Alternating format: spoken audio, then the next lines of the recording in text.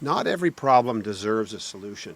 We live in a world obsessed with fixing things, patching things, tweaking things.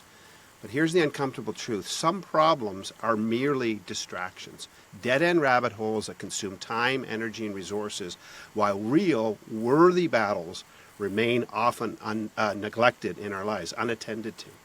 So here's the question we all must face. How do we determine what's worth fixing? What problems ultimately demand and deserve our precious time and attention, and which ones should we just walk away from or run away from at the end of the day? Hey, my friends, welcome back to the Uncommodified Podcast. I'm Tim Windsor, and today my guest on the show is Sandy Richardson. Sandy, welcome to the show. Thanks for having me, Tim. It's going to be a great conversation. Well, before we start, let me tell you a little bit about Sandy, how I met her, and then you get a context for this conversation. So I met Sandy last year when she attended my kickoff leading Uncommodified event in Waterloo, Ontario, Canada. And the first time I chatted with Sandy, I can recall thinking to myself, and you probably have these experiences every once in a while yourself, I thought to myself, I think there's many more conversations with this particular person in my future. And there have been, which are quite delightful to me. So a little bit about Sandy. Sandy is driven by a deep desire to help people. That's the driving force, whether it's individuals or groups. And she loves to help them discover and achieve their vision of a better future, whatever that might look for them. She is in the transformation game. That's the game that Sandy plays every day. And for the last 20 years, she's helped people, usually in organizational structures, work together more collaboratively to create and achieve a shared vision. Her professional career has been built on a series of pivots, calculated risks, lucky breaks, as she describes them, and a willingness to say yes to opportunities just because they felt right to her.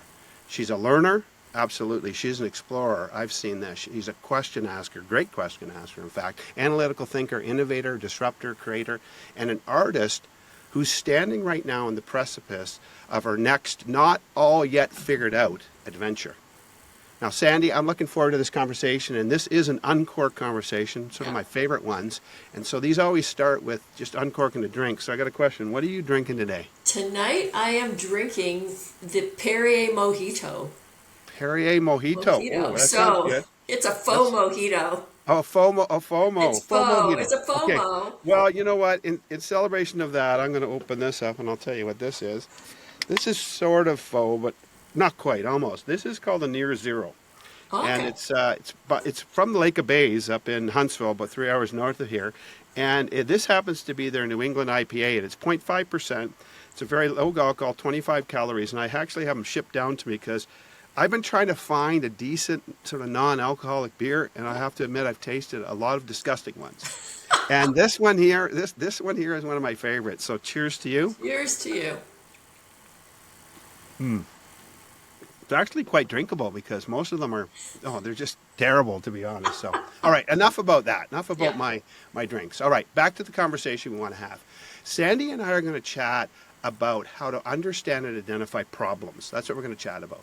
And what we're going to talk about is the problems that ultimately should demand our sweat, our grit, and our relentless effort. Not just the kind of problems that annoy us just a little bit, because there's some of that stuff. Because at the end of the day, great people and great leaders, but really great people, because that's what we're talking about. They don't solve all problems, but they do solve the right ones, the most important ones, the ones truly worth their precious time and attention, problems that matter and must be solved. So here's a question. Sandy, this is how I want to start this out. Yep. How do we determine what a real problem is and what problem is actually worth fixing? Well, that's the million-dollar question, and sometimes I think it has more to do, or it's more in alignment with this, concept of how do we define value, and defining value is kind of in the eyes of the beholder. But so I think finding problems to solve that are worth solving, there's an impact component. There's definitely an impact component. Is it going to cause change? Is it going to cause change at the individual level? Is it going to cause change at a bigger level?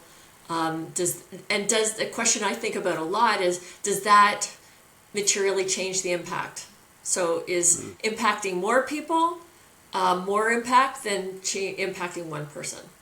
I don't know the answer to that, you know? Like, Yeah, I'm not sure I know the answer to that either. And when we talked about having this kind of conversation, I have to admit I've been doing a lot of thinking about this because when you and I chatted and we got together for coffee recently, you came up with this idea that you said, "Hey, problems worth solving." And I thought to myself when I broke it down, like that says two things to me. One is it a problem? What does that actually mean?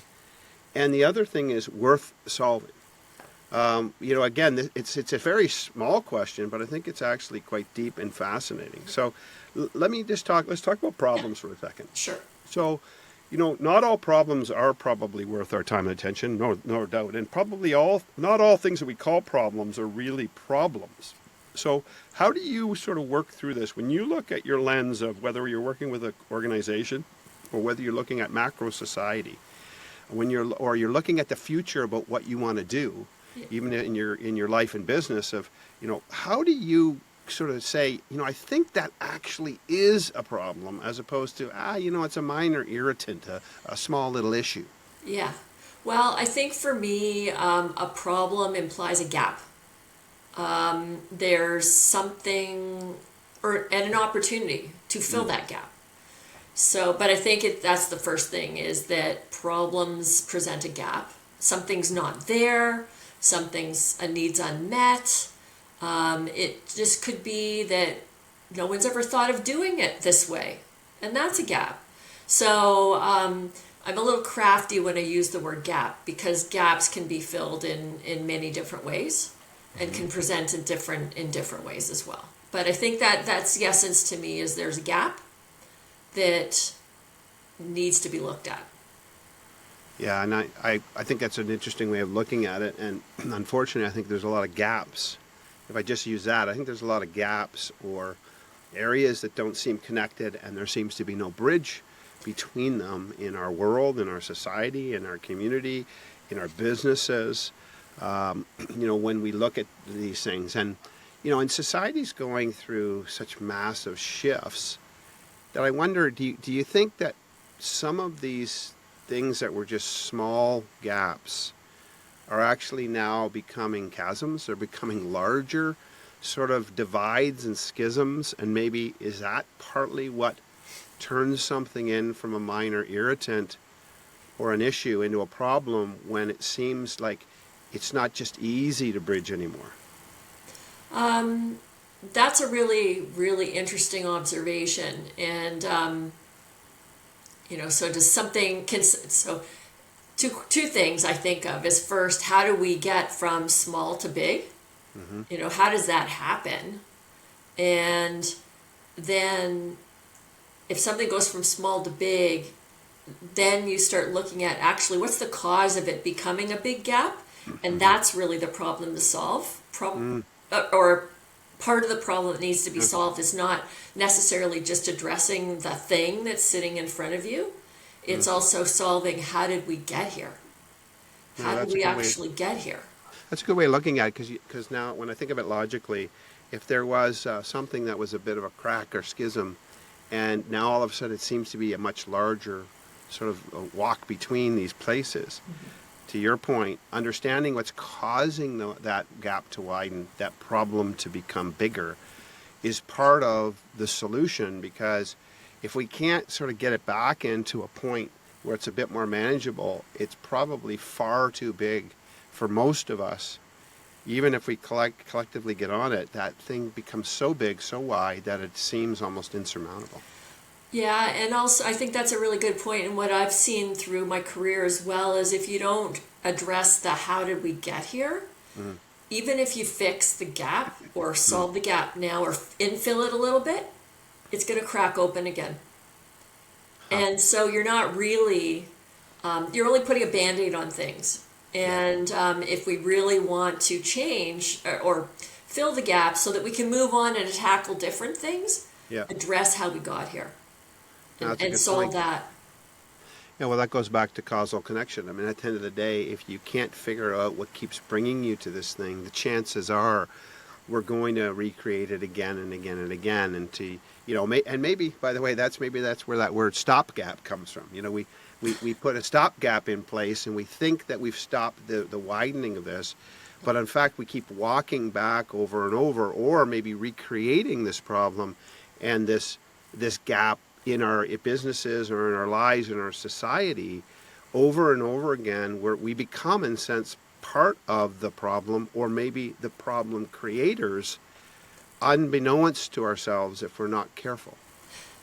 I agree, and it's almost like we, and you know, there's a lot of times right now we hear people talking about trying to solve inefficiencies, and the hard part, I think, when the stuff we're talking about is the easy thing is to deal with the problem on the surface. The hard part is, and the good part is the stuff that created it.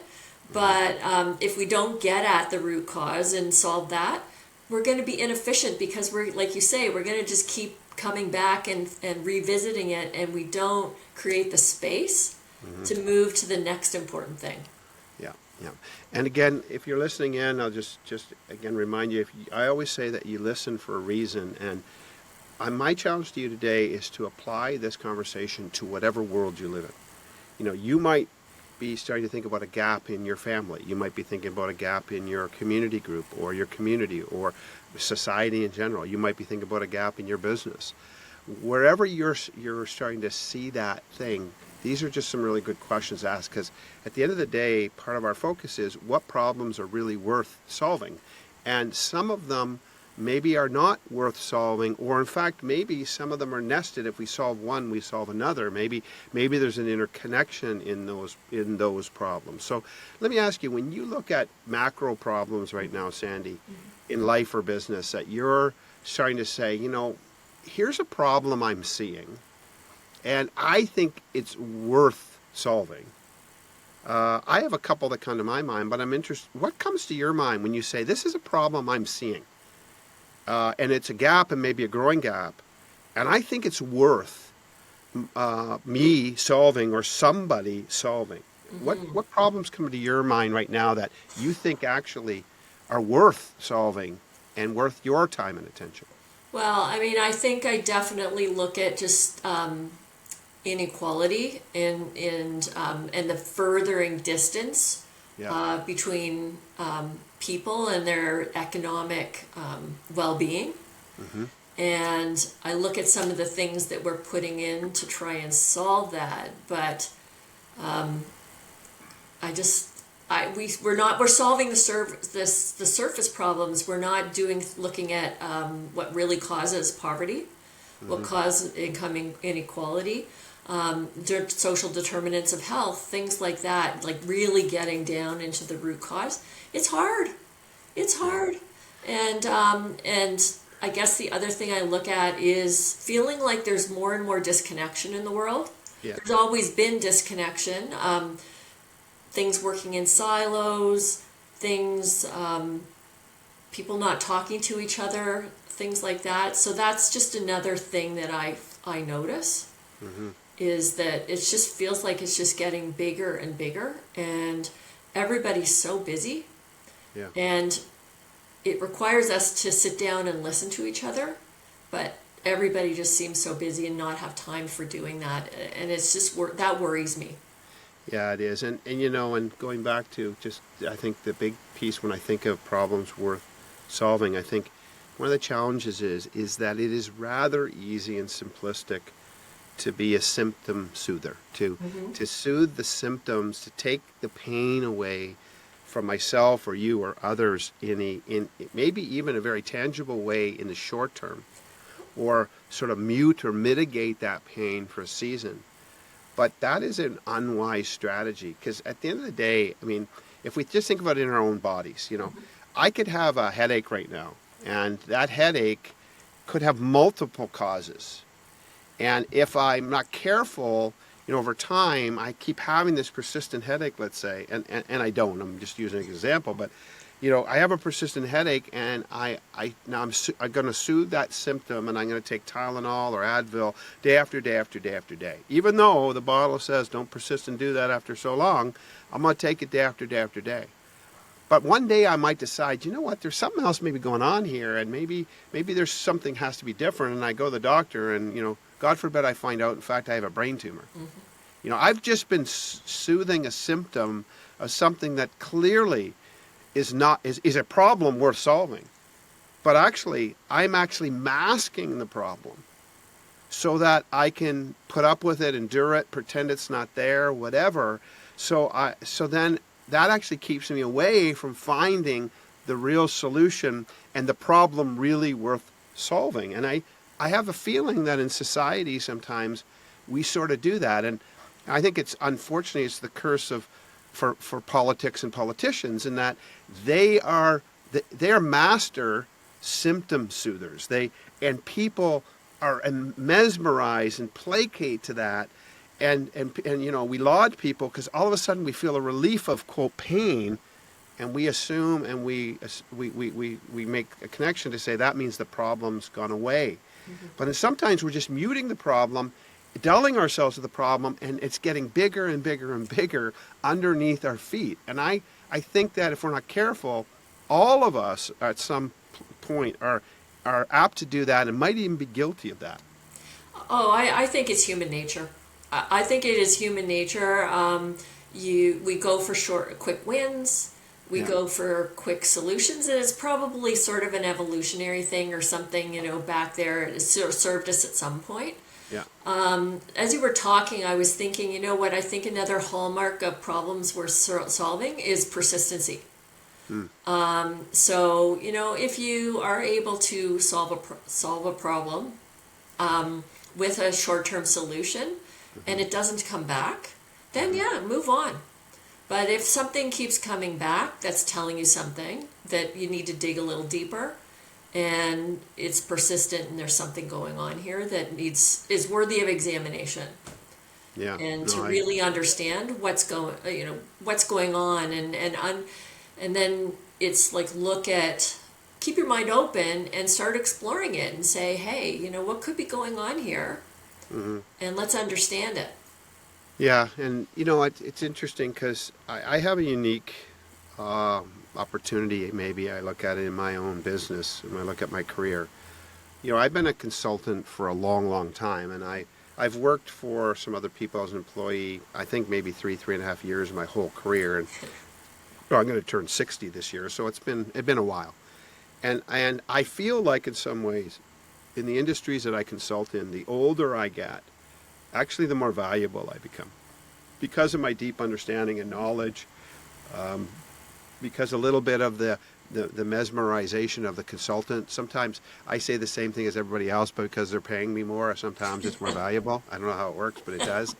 But I actually feel that the older I get, as long as my mind is clear and my body is healthy, I become more valuable to the customers that I've worked with for a long time, because I have much more tribal knowledge, understanding. I've got all these things.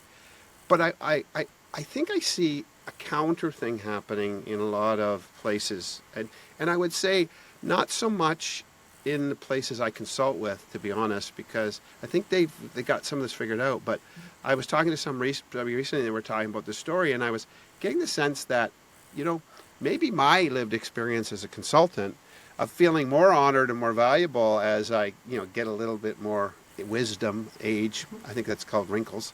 But I'm wondering if that's not true for everybody. I'm wondering if, you know, in this inequality that we're seeing, you know, we've got lots of inequality. We've got racial inequality. We've got gender inequality. We got sexual orientation inequality. We've got lots of inequality that we all at some point face or people face. But there's a hidden one that I don't think we talk about as much, and that is when it comes to age and experience. Yes. And I'm interested to know, tell me a little bit about your thinking, maybe your own journey in your own life and in your career. Like, do you think this is just an issue? Do you think it's just a small irritant? Or do you actually think that there's a problem somehow in this that is worth understanding and maybe worth solving? Or do you think this is totally erroneous? Well, I think that it's another example of any like the inequality you just talked about, or Right. bias. I think it's more it's issues of bias all over the place. We're trying so hard to be unbiased, but unconscious bias and learning about that. But I do think that I think there is an increasing dismissal of experience, an increase dismissing of wisdom and knowledge, and I think and I can't believe I'm going to say this, and this would shock a lot of people, is over reliance on data. And I know that you've explored that topic. And I am a fan of data, but I was just actually reading something recently that said it kills instinct, it kills innovation, and silences wisdom. And that's a problem. And so what I'm finding, because I'm a little older than you, that I can look at a situation, so going back to situations or problems, I've been there before. Right. I've been there before. Maybe not exactly the same thing, but I feel something. And I'm able to size it up and cut it down to like its essentials really fast. And that's experience. Yeah. And that's wisdom. And it's just not getting its voice as much right now. Yeah, I find. no, I agree. Yeah, a couple of podcast episodes ago, I can't remember when, I had a conversation with a gentleman named Nick Kirpin. And if you haven't listened to that episode, I encourage you to do it. I think the title of that was Intelligent and Wise. And that was quite an interesting conversation. Nick is a fascinating, brilliant man. And we talked about just, sort of three different types of wisdom. We talked about ancient wisdom, modern wisdom, or intelligence and superintelligence. And it tucked into the same thing. And I think one of the challenges is, and maybe, I think I see this in myself, unfortunately. I do believe that, when I was younger, for instance, I think that we had a different way, at least at that time when I was a child. I think I thought about my grandparents, or my grandfather in particular, because my grandmother died when I was quite young. I saw him in a different way. I saw his aging. I saw his life more from a perspective of the wisdom that he gained. Maybe much more like we would in First Nation communities, where we have this understanding. Again, of course, this is not my lived experience, but I can do enough reading, where we had an understanding of tribal eldership, of honoring eldership, of honoring that wisdom, that lived experiential wisdom. And, of course, I think this has been probably going on for a long time, not just in our lifetime, but, there's been such a veneration of youthfulness, which, again, this isn't poo-pooing on youthfulness. I want to be youthful too. But there is something that seems to be shifting, where those people who maybe would be more like, we'll call the elders in the community. Yep. I think that First Nations people are trying to remind us that this is important. I'm not sure we're getting the message, actually, around these things. And I think that's problematic, and it came up in my conversation with Nick, because if we're not careful, we're going to move away, and we're going to be super smart, but unwise. I totally agree with that. Now, I think that it's incumbent on some of us who are of that certain age to sit back and say, so, what role might we be playing in pushing that, in that direction? So one of the things I do is I try and realize, like I try and go back to when I was 20 or 30 or whatever, and say, I had to learn some stuff for myself. Yeah. Right? And so it's really great to have people who have all this wisdom, but I think it's how you impart the wisdom, and how you also use that wisdom to help people discover the wisdom. And so, because I think, you have to use all these tools you have in the toolbox for influencing and giving people experiential learning and things like that. And so how do you balance sharing your wisdom Yeah. with this whole also we have to let people make their own mistakes. Yeah. So It is. that's a balancing act I find in like in my recent experiences that I would be thinking about a lot is I think I know where this is heading, but I need to give these folks that are, you know, younger than me the Yeah. opportunity to have a lived experience. Yeah. But There's so a, what I would do is you know, you got to cut it off at some point yeah. because okay, that's enough. Yeah. This is what's happening. Yeah. There's a balance in all that. Yeah. So, you know, I described you as a person sort of on the precipice of a not quite yet figured out next Yeah. step journey. Yeah. So I'm interested to know if you could just share a little bit. So where are you right now in your own journey? And, you know, as you're sort of moving through this season of figuring out what the next steps are for you, you know, what specific problems are you thinking are worth your time and attention in the next season of your life? Yeah.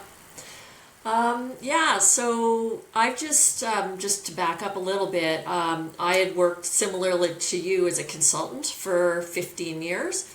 And then I worked with a client who said, hey, we'd like you to join us. And I had spent all this time saying, I'm never employable again. And I said yes. And part of the reason why I said yes was because I felt like I'd been in an ivory tower. Mm-hmm. And I wanted to get back into the real world and see some things through end to end. So that was really great. I got that experience, but that ended at the end of the year last year. And I just figured I was going to go back into consulting, you know? And so then I started thinking about it and trying it on, because it's kind of like trying on a shirt and saying, okay, how does this feel? And I went, no, this does not feel right. This does not feel right. And, you know, we've talked a little bit, but you probably have a sense of me as I pretty much make a decision and I go. Mm-hmm. And I'm at a stage where that's not happening. And it feels strange. It feels strange. It doesn't, at some level, it doesn't feel like me. Mm. But what I keep reminding myself is this is a time to explore and do exactly what you just described is where do I want to put my energy? What problems can I bring my skills to the table to solve, but also would really be interesting to try and tackle. Yeah. So as you do that, are you starting to get any sense of what kind of things that, one, you're willing to pull the problem ripcord on? Meaning, I think sometimes it has to do with what we call things. You know, I often think of the fact that, you know, particularly maybe as a man, maybe I'm being sexist against myself right now, but, you know, every once in a while I have a nagging, aching health problem. But it's not a problem yet because it's just an issue, which translates to it's really hurting, but I haven't gone to the doctor yet. Mm-hmm.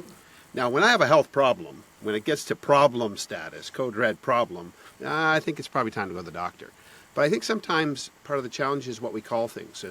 If we don't call them problems, they don't get the same attention. Now, of course, that's a negative construct. You know, we like to call them opportunities, and I get that.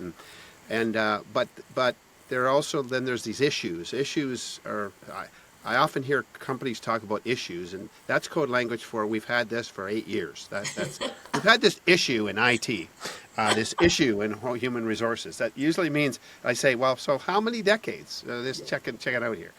So, you know, I think we got to be careful because if we're going to use the word problem and get our attention towards it and others, because I think that is part of importance about catalyzing our attention towards it.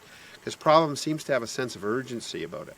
Is there anything, you know, is there one or two or three things where you're starting to say, you know, I think this is problem status for me. This is starting to feel like problem, and that maybe you're starting to get a sense of, well, maybe I could put my good energy towards some of these things. Well, this is going to sound kind of meta, but I actually am thinking about starting to get to exactly this conversation. Because it's so lacking in organizations. It's so lacking in society. is what is a problem?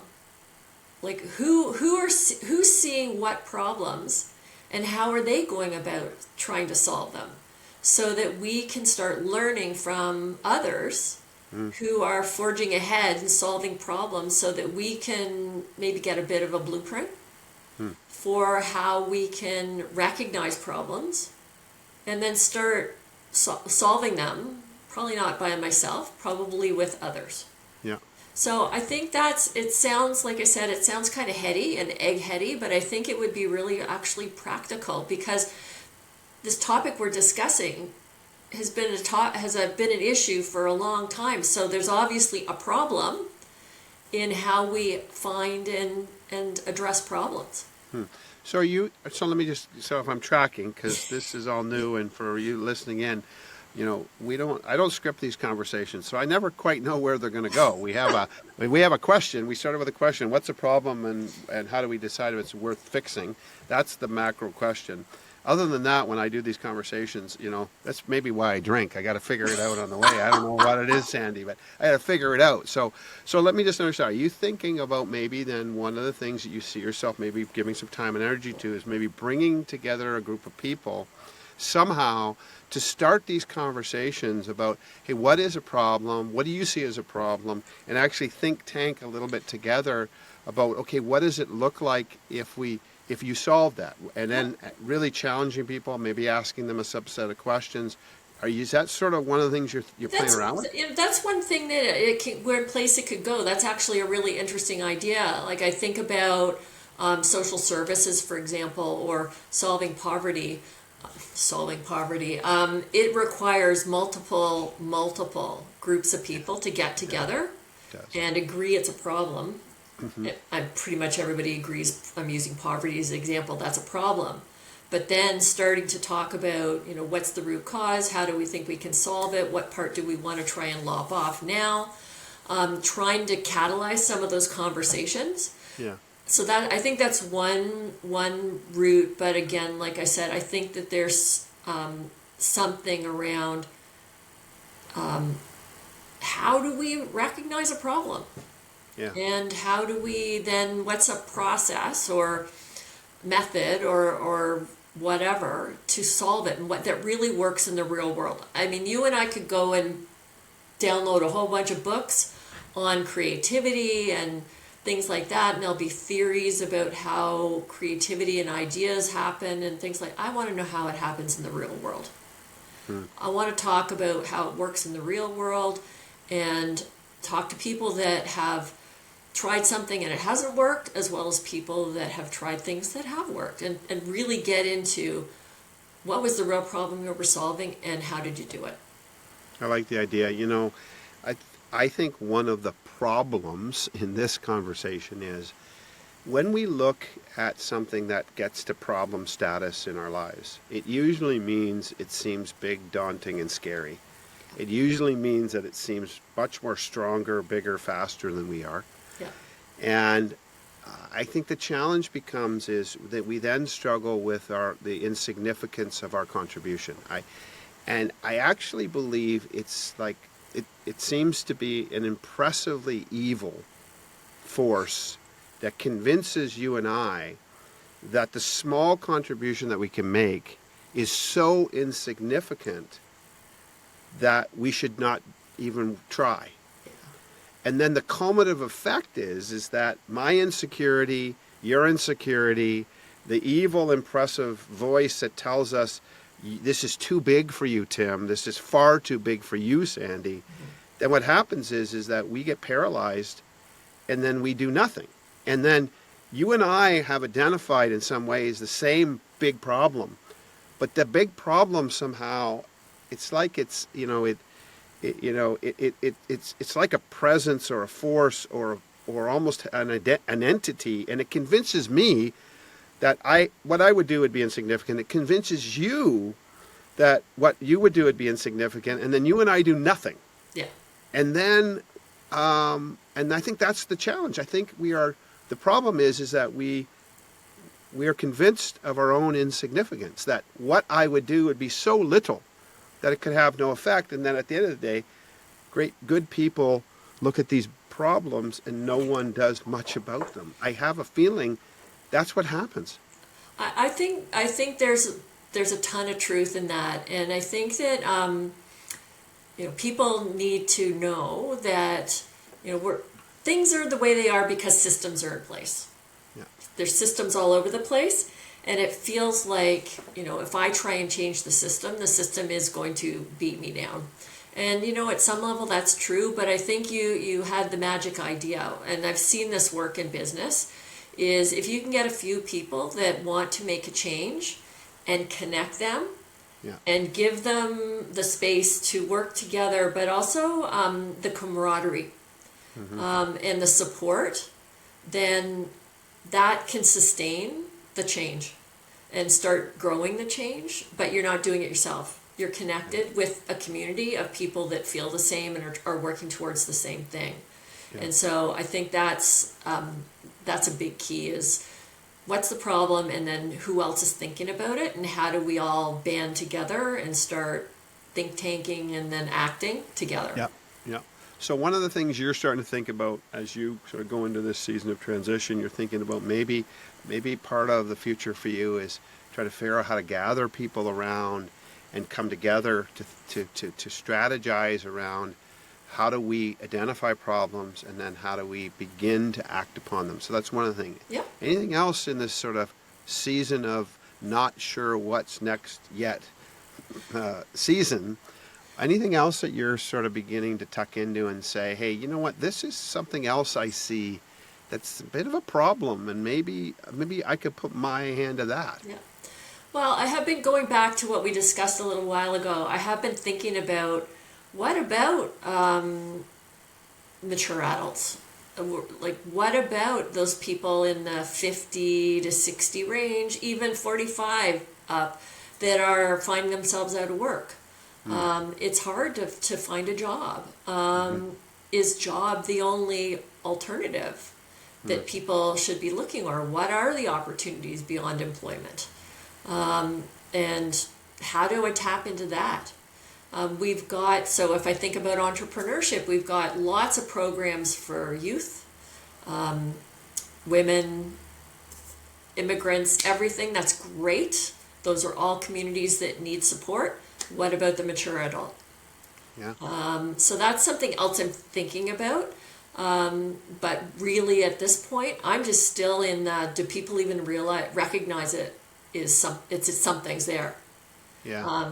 And that's proving difficult, actually, Tim, to get people even to see that there may be a problem there, or is there a problem there? People tell me there's a problem there, but it's not very well seen. Yeah, listen, I think it's quite well hidden, and I think it's hidden for lots of different reasons. Now, it's kind of interesting because I work a lot. I have several clients that have long-standing employees. We're talking 25, 30, 35, 40 years in some cases, which is quite unusual, but it's an industry that lends itself to that. And what I'm seeing is a move towards a semi-retirement sort of thing in those areas, because the deep knowledge that they have is not replaceable. It's not replaceable very quickly. It's not replaceable, frankly, maybe for another 20 years, because they have all of this deep tribal knowledge, and it's not replaceable. And so what I'm seeing is actually in some of those places an honoring of that tribal wisdom, and not sort of putting those people out to pasture and saying, hey, can we come up with a hybrid way? Now, I think, though, one of the things that's driving it is they can't find good replacements. My concern is more about where we think we can find great replacements. Are we actually taking the same approach to honor that wisdom that's within the system and within the lived experiences of those employees? And I'm not sure that's always the case. And I have my own experience in my own life, experience that my father had. So my father, I've told this story on the podcast before. My parents were divorced when I was quite young, and my dad moved to the States, and he was the senior vice president of a large retail corporation. And they all of the senior executives of that company, they were Canadian actually, and most of them moved to the States. Frankly, they all, thinking about that, was sort of Mad Men generation. Yeah. They all absolutely destroyed their families for the sake of their business. I think, in fact, Every one of my dad and his colleagues all obliterated their families for the sake of the business. Ended up moving to the operations in the States. All that happened. Well, you know, when my dad and his colleagues reached their mid-40s, they were all let go from that corporation because the new incoming president said, "Hey, you guys are too old now." And literally within like a 2-month period, all the senior executive team, including my dad, they all lost their job. And no recourse, no nothing. That's just the way it was. Yeah. And I will tell you, my dad struggled. His identity, his psyche was so wounded. My dad struggled, never found a great job after that, couldn't figure out who he was, trying to figure it out. Now, in my dad's case, another event happened. That was in his mid-40s. My dad had a massive stroke when he was 52, and he didn't pass away, but he was basically a prisoner in his own body for the next 30 years. He couldn't walk or talk. So I have a lived experience where I've seen sort of this sort of putting to pasture people who were all of a sudden, quote, too old. Now, I think back then it was much more blatant. Yes. I think sometimes these things can be a lot more subtle. And, you know, and I see it, again, I'll be really honest, I see it sometimes when I talk to people who hire. You know, they're not going to tell you and to your face, and they surely aren't going to tell the candidate. But don't tell me that they're not looking at their resume saying, well, I can't ask their age, but I'm pretty sure they're going to want to retire soon, so I'm not sure I want to hire them. Yeah. I mean, and if we think that doesn't happen, Sandy, come on, we got to shake our heads. Yeah. That happens. It happens. That happens. And Yeah. I think we're doing ourselves a disservice because of that lived experience and wisdom. And to be honest, I'm going to tell you right now, you know, you might not be getting a lot of people right now in your world is saying, yeah, I agree, Sandy, that might be a problem. I'm sorry, I got to be really frank. I totally disagree with those voices. I think we have a problem. Yeah. And you know, I think we have a problem. To your point, we got all these incubators. You know, we live in a community full of tech incubation. Yeah. We got tech incubators. We got incubators for small business stuff. I received a venture capital loan when I first started my business when I was 16. I received a venture capital loan. Yep. And again, I think that, yes, there's government programs and there are these things, but I do think thinking about we're living longer. Yeah. Our health, it seems to be a little bit more robust. As long as our minds are in good shape and we can think clearly and we've got good strength, I have this feeling that we've got a group of people who become more valuable actually in their 50s, 55, 60s, 65s, maybe, you know, into their 70s potentially. And I am not sure that we're ready yet, to your point. I don't think most of us see we have a problem. But we're going to, you know where we're going to realize we have a problem, Sandy? Is when all of these people go, you know what, it's a problem getting a job. I think I'll collect my pensions. Yeah. And all of a sudden, the government's going to go, whoa, hold on a second. You guys can't all draw that at once. I think we're going to have a bigger problem. Yeah. Yeah. No, yeah. So that's really interesting. I mean, why wouldn't companies think about having mentorship, like keeping people around as mentors? Yes. It's radical though, because most, you know, it doesn't fit in a box, doesn't fit in a job title. It's not. It sounds like it's like, does an HR do that? You know, but I think that actually could be a really important answer. You know, we talk about trying to prepare the younger folks as they come along, prepare them for leadership.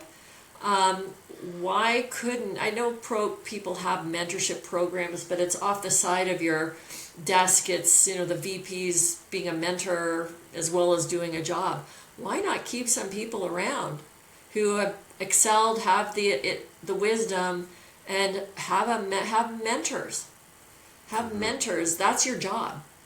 Yeah. And pay them, because that's the other thing. I mean, people would say, sure, you can go out and be a mentor. I know a lot of people that are mentors, but are you being paid? It's not a volunteer thing. Are you being paid as a mentor? Yeah, listen, I'm not sure how old Warren Buffett is, but Warren Buffett is not 40. I don't think Warren Buffett's 50.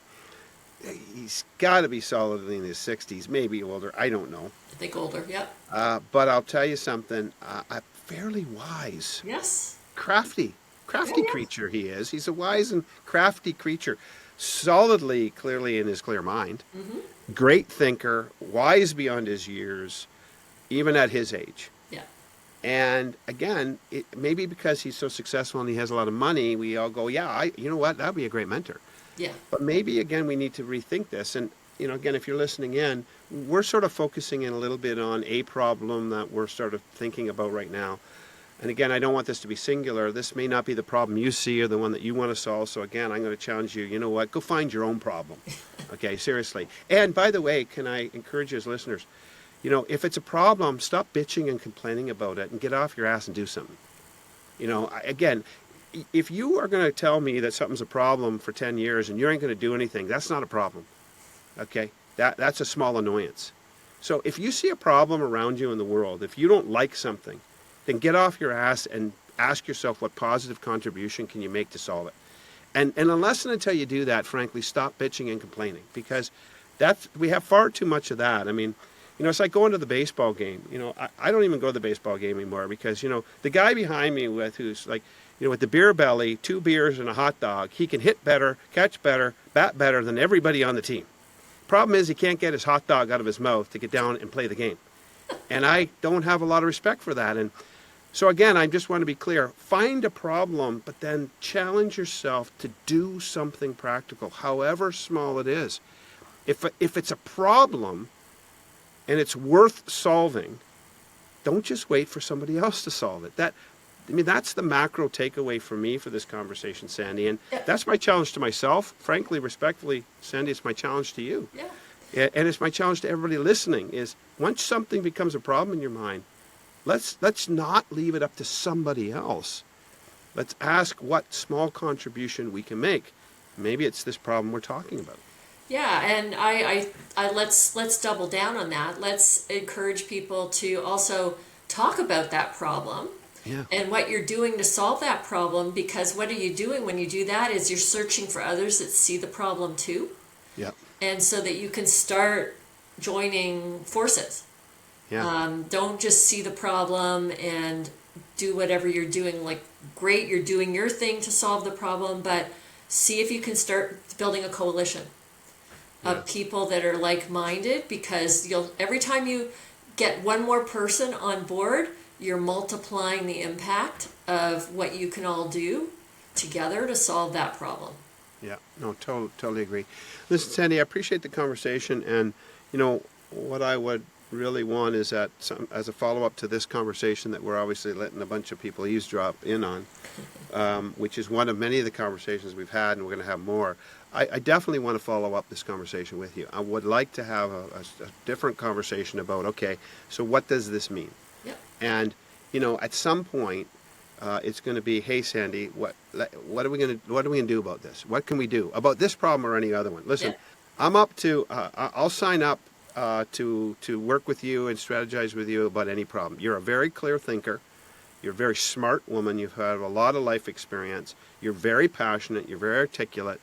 And I would, frankly, I'd link arms with you and say, let's solve a problem together. Awesome. We happen to live in the same community, so we're close. We can find a problem that we can fix. I actually think the problem that we're talking a little bit about how do we look at sort of, a third act in people's play, or whatever we want to call it. Maybe it's the last act, I don't know. But how do we honor people who are exiting the traditional workforce, and how do we help them maybe find different ways of looking at the future? Of creating value, of sharing wisdom. That's something that's quite fascinating to me, and I would love to have a further conversation with you. And, maybe we can find a couple of other people who might be interested in having that conversation. That would be fantastic. I'm in. Hey, I'm in as well. Sandy, listen, I really appreciate this conversation, and I do want to tell my listeners, the whole theme around this, problems worth solving, I do want to be clear. I stole this directly from Sandy in a conversation we had, and we had a coffee, because Sandy said, problems worth solving, and I was like, oh, I like that.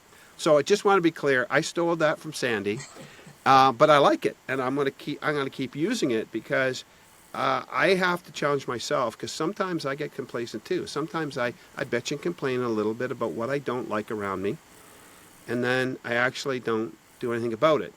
And the one person who's really good at that in my life, by the way, is Sandy, is my wife, Pam. My wife sees a problem in society about homelessness and food insecurity and that kind of stuff. And my wife partners with an agency in our community, but not just partners with money. She goes there every week and she spends time learning the stories of people. My wife is amazing at it, and my wife is an amazing contributor and sort of a person who is asking herself, what can I do in what seems small and insignificant. But there are so many times that Pam comes home and she tells me a story of somebody she's encountered, where we're getting the story of somebody's life. My wife is the kind of person, she believes strongly in trying to help people, but she also wants to apply wisdom. So I will tell you that, in both of our cars are pre-packaged in Ziploc bags. We have bags, and my wife encourages me to do the same. And in those bags there's socks and toiletries and this and that, and there's a Tim Hortons card. And my one caveat my wife gives me, because she wants to solve a problem, and part of the problem here is she feels that there's this nameless, faceless identity to this problem, that she has a mandate that whenever we roll down our window and we give one of these away, that we engage in a conversation and we say, hi, I'm Tim, what's your name? Yeah. Because apparently this is a person we're engaging with. My wife is really, really good at this. So I think we should get her involved too, Sandy. I think we should. Yeah. She's a problem solver. Awesome. We'll do that. Sandy, thanks so much for your time. As always, really appreciate the conversation. Again, you listened in for a reason. Do me a favor, if you want to get on the problem-solving train, DM me, send me an email at tim@uncommodified.com. Before I go, Sandy, if a person wants to reach out to you, maybe they want you to get them to solve a problem in their community, in their business, somewhere, or they want to hit you up for some of the great art you do, by the way, which is in the background on the video. How do they find Sandy? So, easiest to do is to just email me, sandy@jetrichardson.ca. Sandy at Jet Richardson. Yep. .ca. I like it. Sandy, thanks so much for your time. Thanks again for listening in. Have an excellent day. Cheers.